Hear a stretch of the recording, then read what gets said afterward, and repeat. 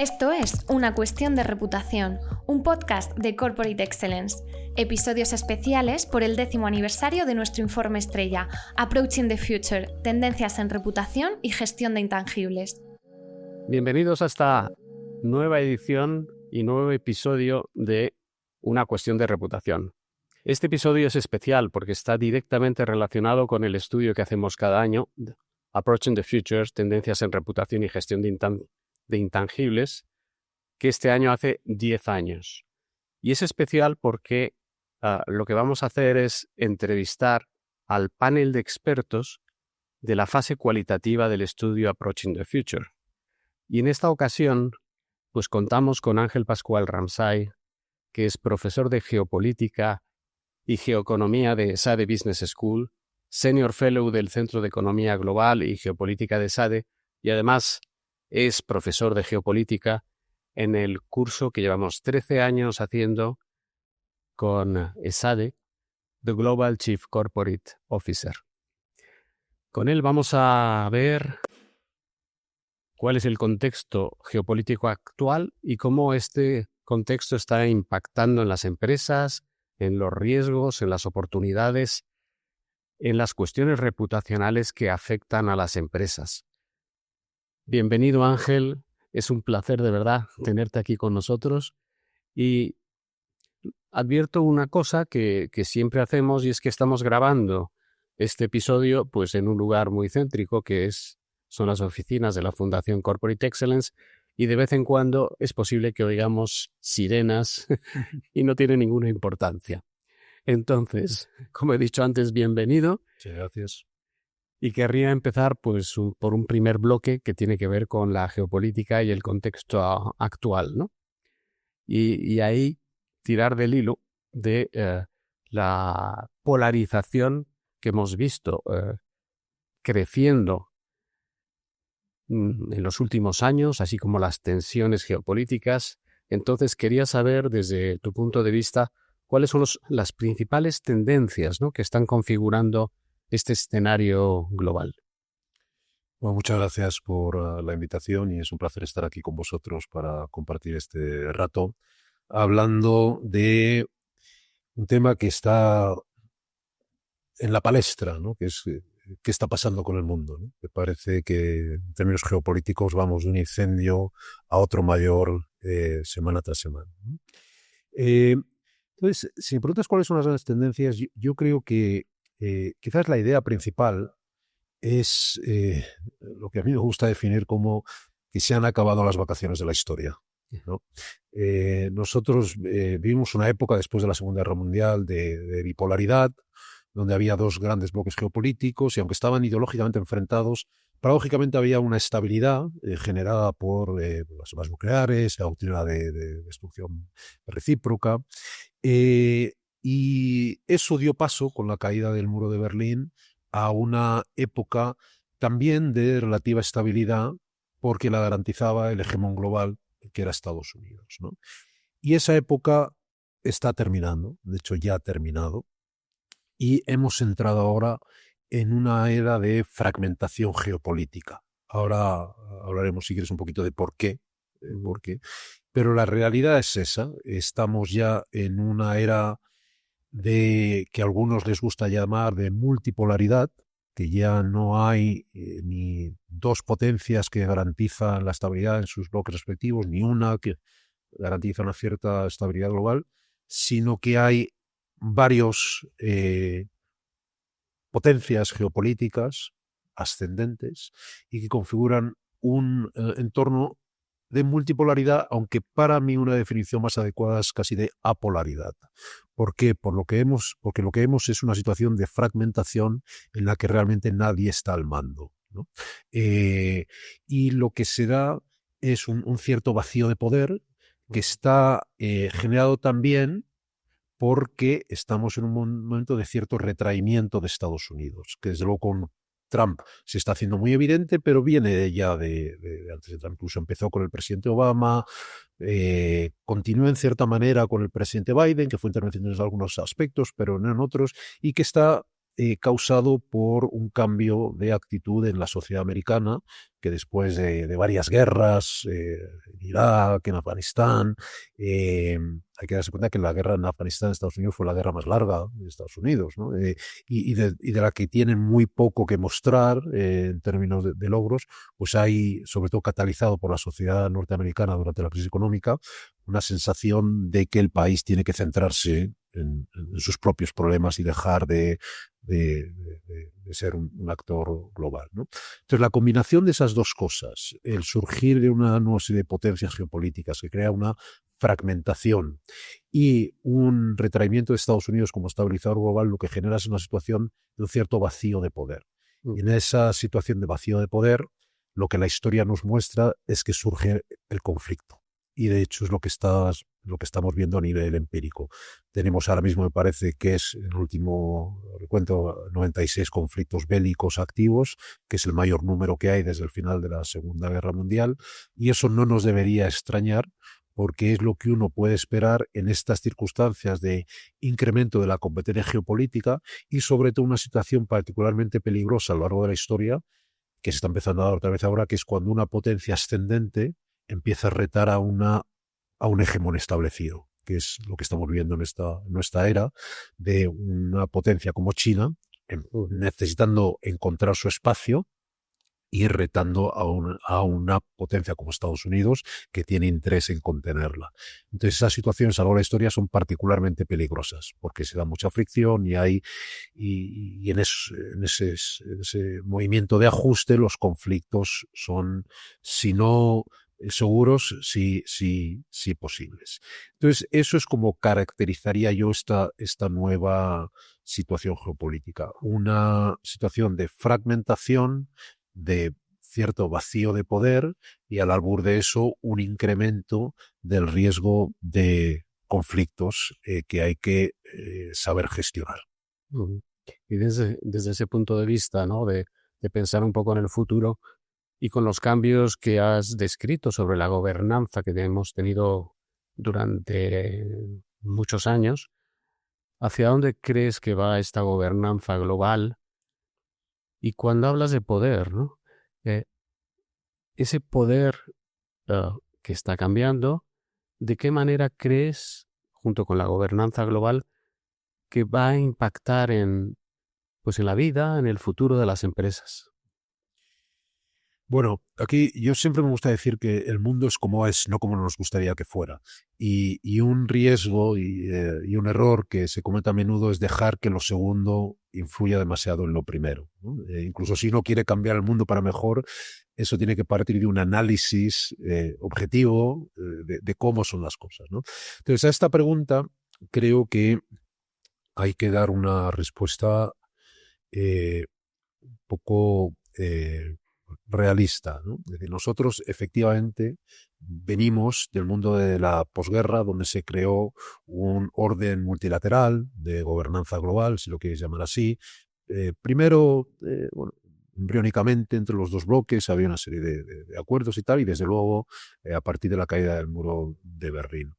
Y lo que estamos viviendo ahora es una reconfiguración de ese orden. El nuevo orden, el viejo orden está desapareciendo, ya ha desaparecido, y ahora estamos creando uno nuevo que nadie sabe muy bien cuál va a ser.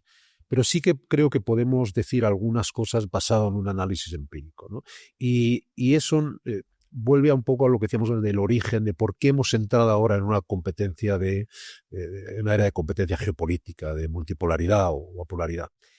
Y la respuesta es algo que, como tantas cosas en la vida, ahora con perspectiva vemos que es obvio, ¿no? ¿Y por qué no lo vimos venir antes?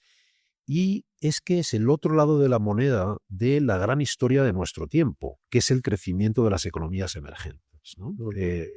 Los últimos 20, 30 años, sabemos que ese ha sido el gran, diríamos, cambio histórico, como países, desde luego como China, pero no solo China, muchos otros, India, Turquía, Indonesia, Brasil, han empezado a eclosionar como potencias económicas, y lo que la historia nos demuestra es que cuando un país crece económicamente, transforma ese poder económico en poder geopolítico, porque lo que quiere es poder garantizar su seguridad, y eso se hace teniendo poder y también proyectándolo, ¿no?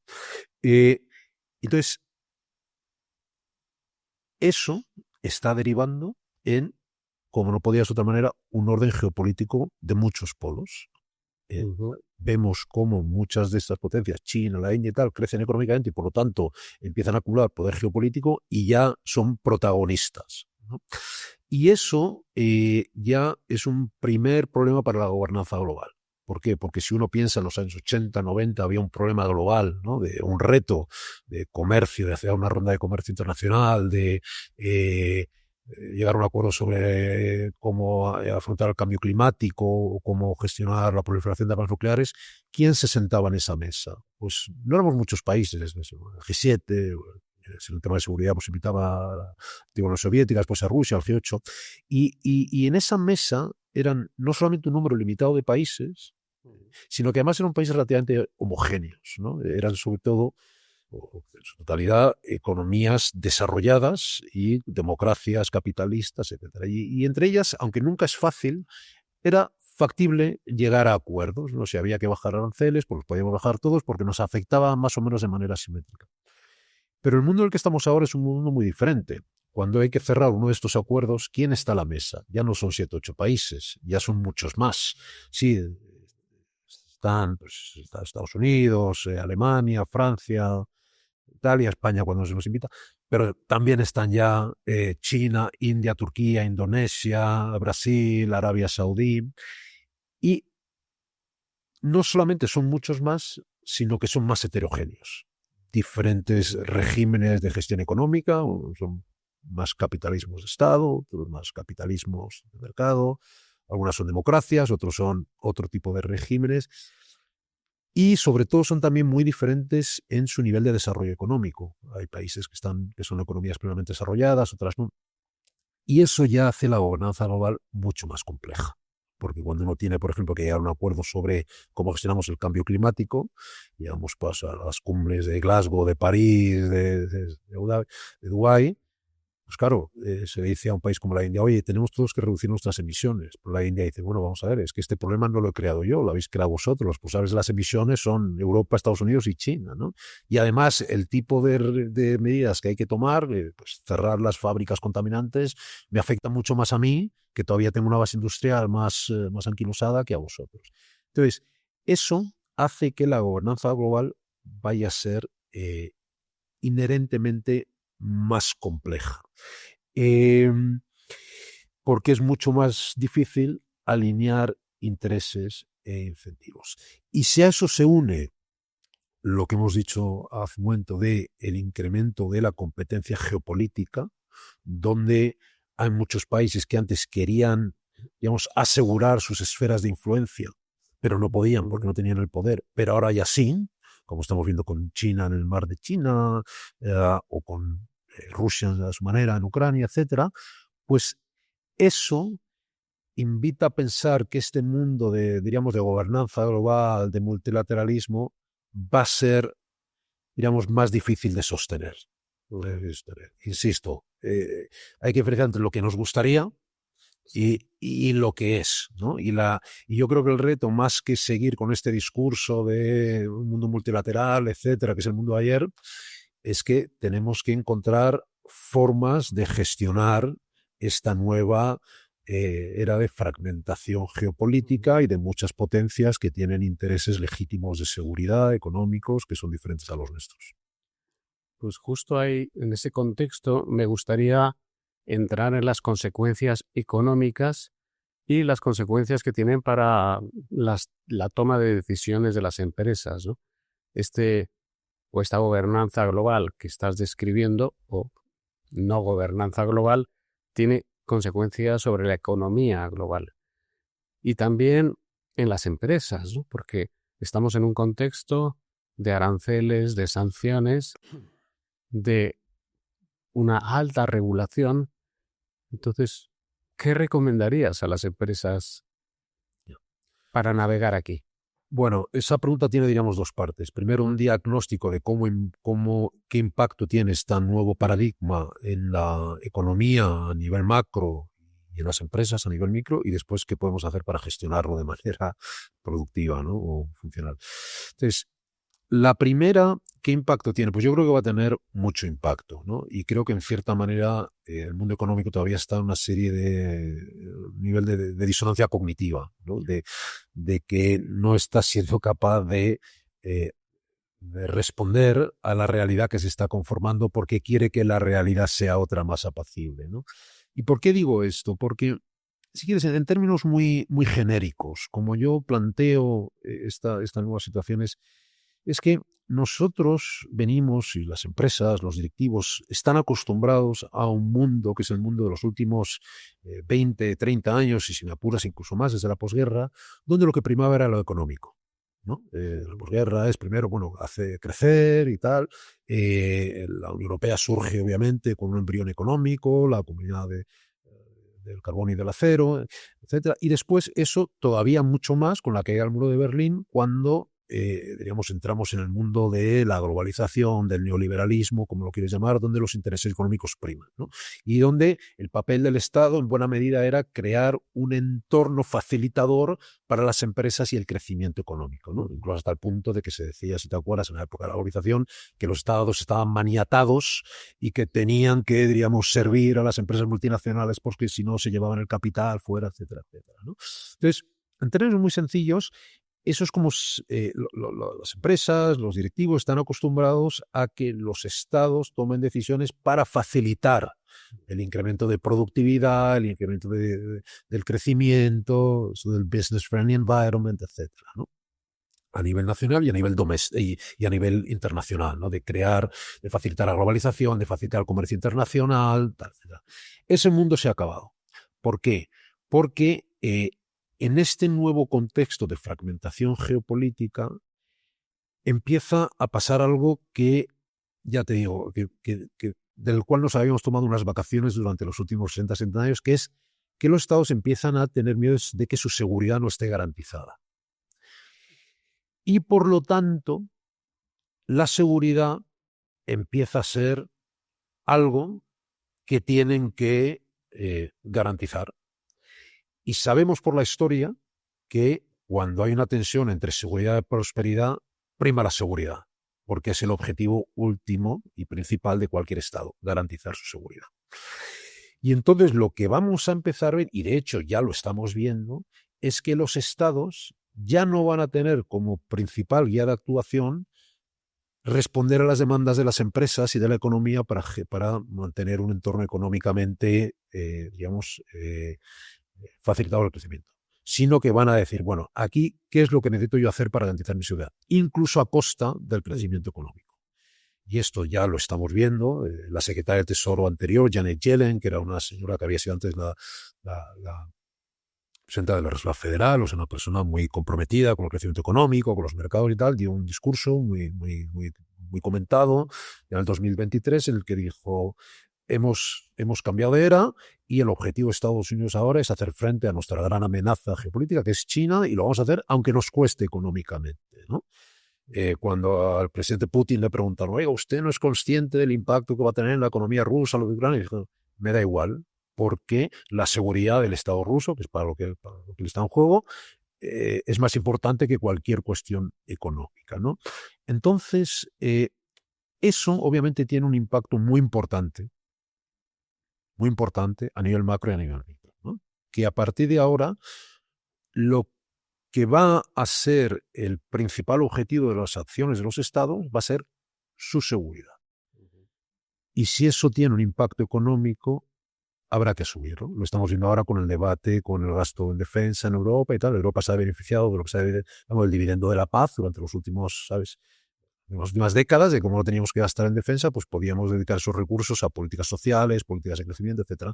Y ahora está diciendo: oye, hay que gastar más, y si eso detrae del crecimiento, pues tendrá que ser así, porque la seguridad es lo más importante. Entonces, eso, diríamos, para mí es el gran cambio de paradigma, y las empresas creo que han de ser conscientes de que ya cuando vayan a los gobiernos y les digan: oye, me tienes que facilitar esto, me tienes que desregular esto, me tienes que desregular la inteligencia artificial, tal y cual, han de esperar estados que digan: no, mira, yo ahora mismo mi principal objetivo es otro. Y lo estamos viendo de otra manera, en cierta manera, en Estados Unidos, ¿no? Que el presidente Trump, para bien o para mal, está tomando decisiones que a lo mejor no son en beneficio del crecimiento de las empresas, pero él piensa que es lo que hay que hacer para garantizar la seguridad del país. Entonces, eso, obviamente, va a impactar a las empresas a través de diferentes canales, ¿no? Primero va a haber en muchos casos un impacto directo, como hemos visto a través de sanciones, restricciones de acceso a los mercados, aranceles, etcétera.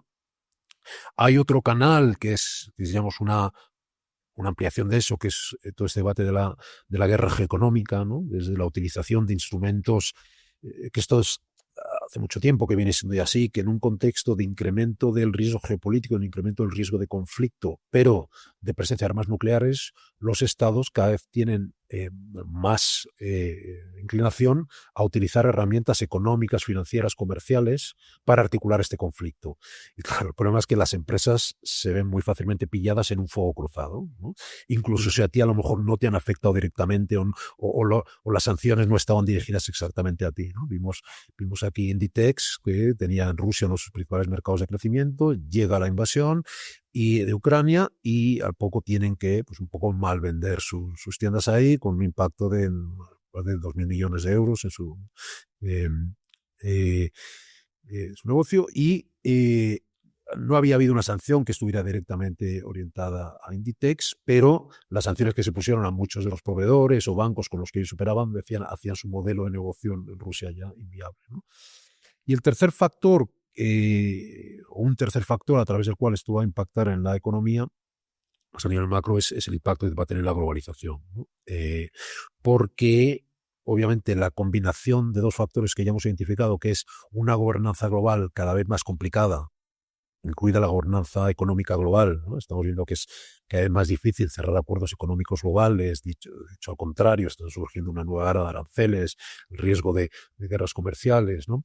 Y la utilización de estos instrumentos de geoeconomía para articular esta competencia geopolítica hace que la globalización sea cada vez más complicada porque genera incertidumbre, hace más vulnerables a empresas que están internacionalizadas, etcétera, ¿no?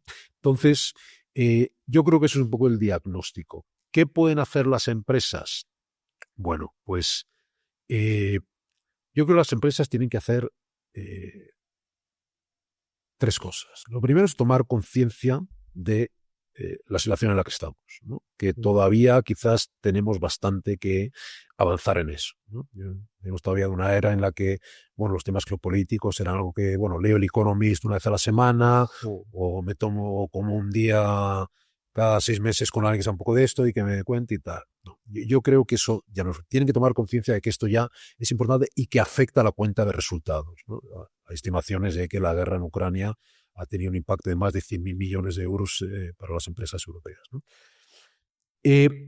Eso me lleva a una segunda conclusión, y es que lo que las empresas tienen que hacer es que tienen que profesionalizar esta función, ¿no? Tienen que, ya no vale decir, oye, voy a pedirle a menganito, fulanito, que me dé su opinión sobre esto, ¿no?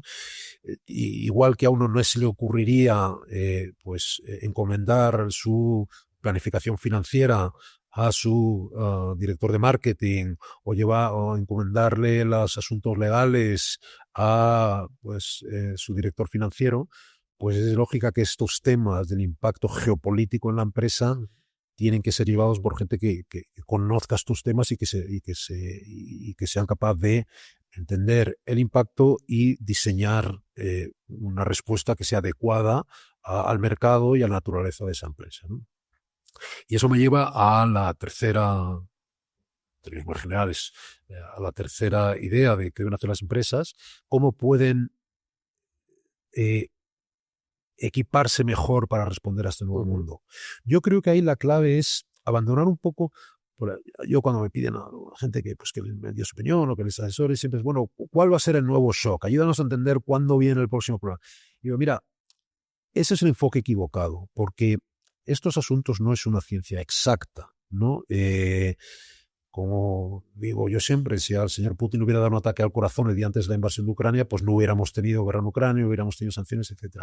Entonces, hay una serie de factores estructurales que están detrás de esto que podemos identificar y que nos pueden ayudar a predecir, pero hay un elemento de agencia, del papel de los seres humanos y de las sociedades que no es susceptible de predecir. Entonces, yo creo que la gestión de esto no viene tanto por la vía de la predicción, sino por la vía de la resiliencia.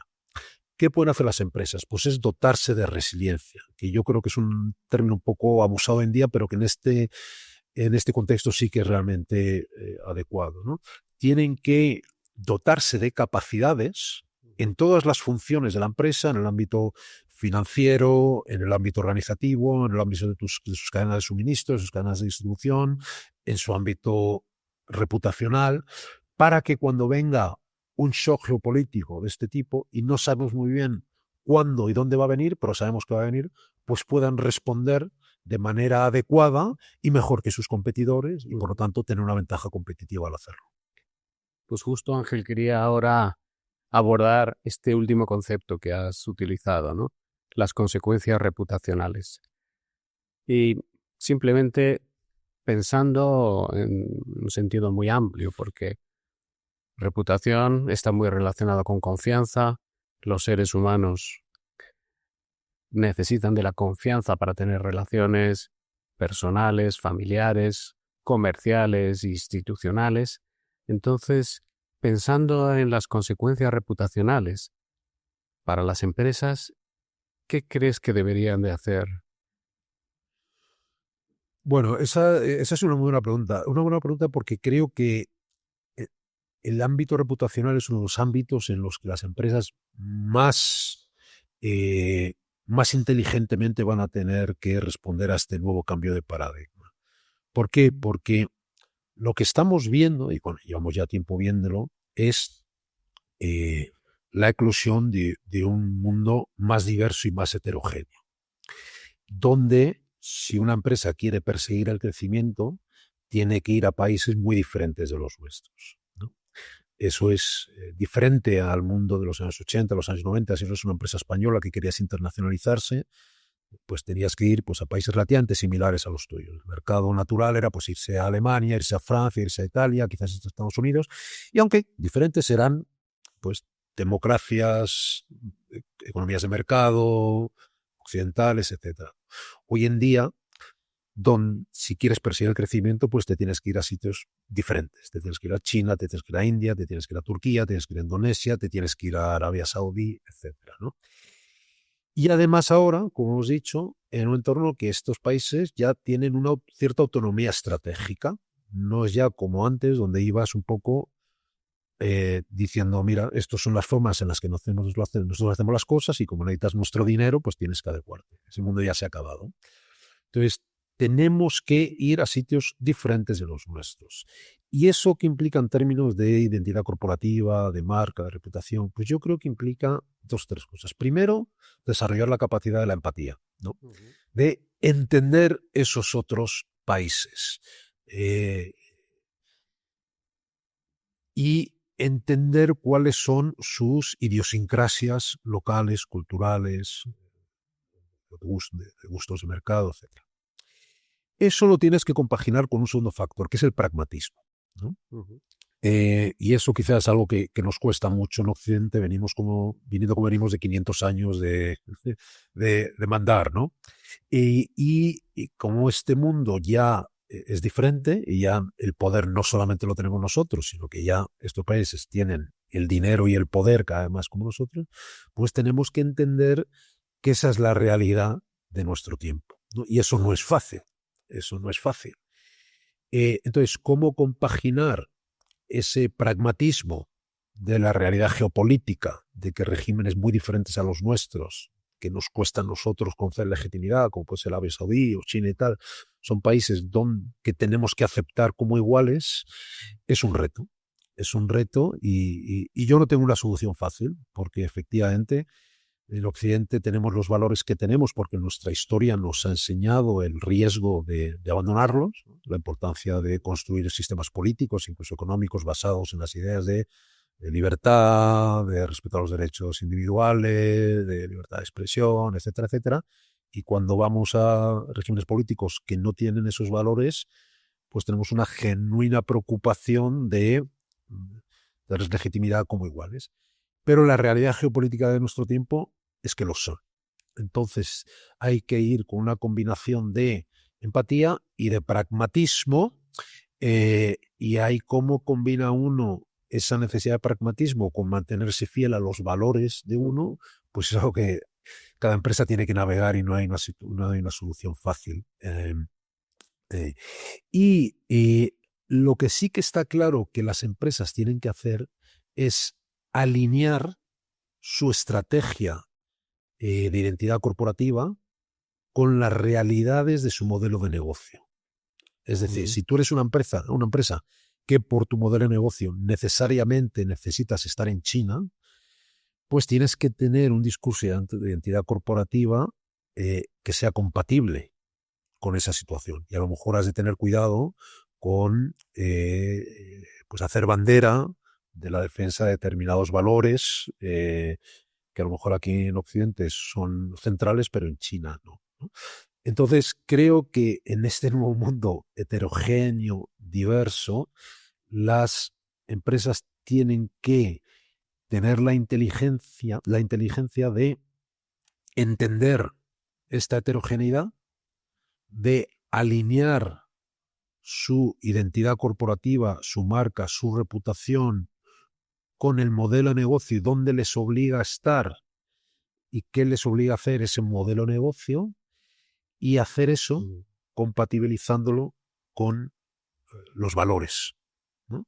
Y triangular eso no es fácil. Y yo creo en cierta manera pasa por una estrategia que responde a las idiosincrasias locales de los mercados locales, pero sin olvidar los valores centrales a los cuales que definen la identidad corporativa de esa empresa. Y no es fácil, pero yo, como soy académico, pues me permito el lujo de poder plantear el problema y les dejo a los empresarios que lo implementéis. Bueno, y de hecho está directamente relacionado con lo que dijiste hace un momento, con la capacidad de empatía y de escucha de cuáles son las expectativas que tienen las empresas entre sus diferentes grupos de interés, con un eje central, ¿no? Que es los valores, la identidad de esa empresa, lo que sería, digamos, lo que delimita lo que puede ser una línea roja a cruzar o a no cruzar. Entonces creo que es muy importante que las empresas definan cuáles son esos valores core, diríamos centrales, que no van a abandonar, pero que después tengan de cierta manera esa flexibilidad de adecuarse a la realidad del tiempo en que vivimos. Muy bien, Ángel. Oye, pues muchísimas gracias por compartir tu visión sobre el contexto geopolítico, sobre los desafíos reputacionales y el papel de las empresas, bueno, pues en este nuevo mundo que has dibujado y que estamos viviendo. Por lo tanto, estamos muy agradecidos por esta aportación que es enormemente valiosa, tanto para nuestro podcast de Una cuestión de reputación, pero también para el análisis del informe que vamos a hacer este año de Approaching the Future, Tendencias en Reputación y Gestión de Intangibles, que presentaremos a finales del mes de mayo. A todos los que nos escuchan, muchísimas gracias por acompañarnos en este nuevo episodio de Una cuestión de reputación, que, como he dicho antes, va a nutrir el análisis que vamos a hacer en el estudio que hacemos cada año y que este año tiene su 10º aniversario, Approaching the Future, Tendencias en Reputación y Gestión de Intangibles. Invito a todos a entrar en nuestra página web precisamente para obtener más información tanto de este podcast como del estudio Approaching the Future. Muchísimas gracias.